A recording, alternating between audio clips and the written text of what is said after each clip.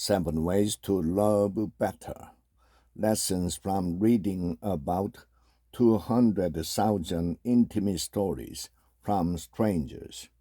2 decades ago, on October 31st, 2004, a short note appeared on the front page of this newspaper, along with the stories about other parts of the health and the looming election between George W. Bush and John Kerry. It read, Modern Love, introducing a new weekly column about love and relationship.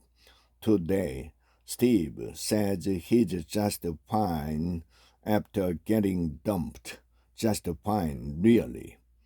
So began my long, strange trip editing Modern Love, talking to strangers every week about the most intimate details of their romantic, familial, and platonic entanglement, and then publishing their stories for hundreds of thousands or even millions of readers.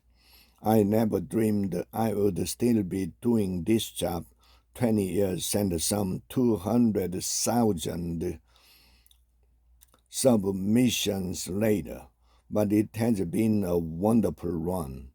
Over time, with the help of my colleague, Mia Lee, Modern Love has grown to include a podcast, books, live performance, another weekly column of 100-word tiny love stories, and television shows in the United States, India, Japan, and the Netherlands.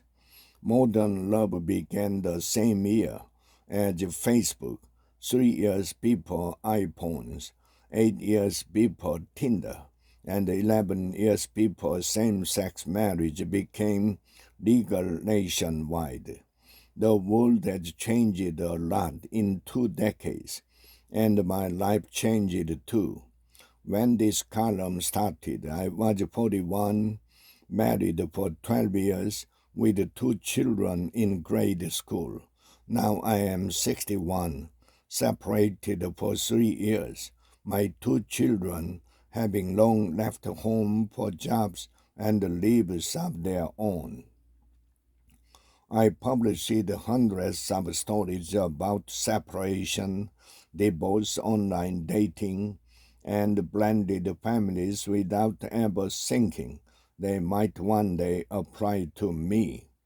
I read tens of thousands of essays about the death of a loved one without having experienced them myself until earlier this year when my father died.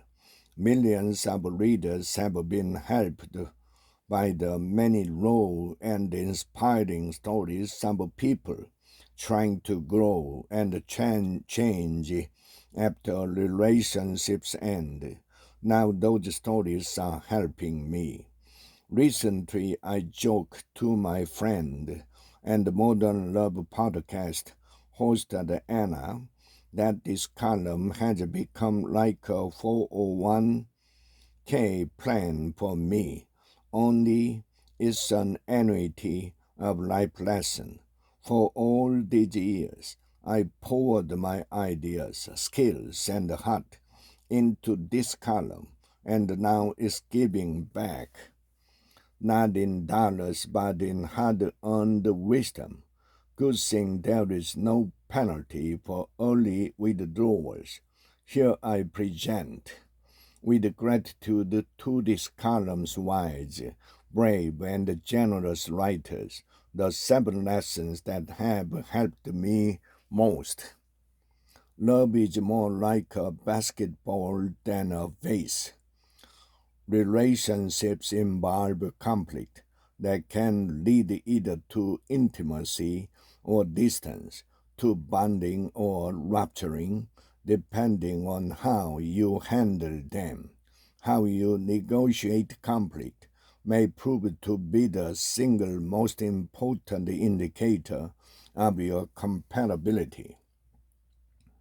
By the time I met my wife Rice, I was a changed man and a real doctor, and our love developed differently from any I had experienced before.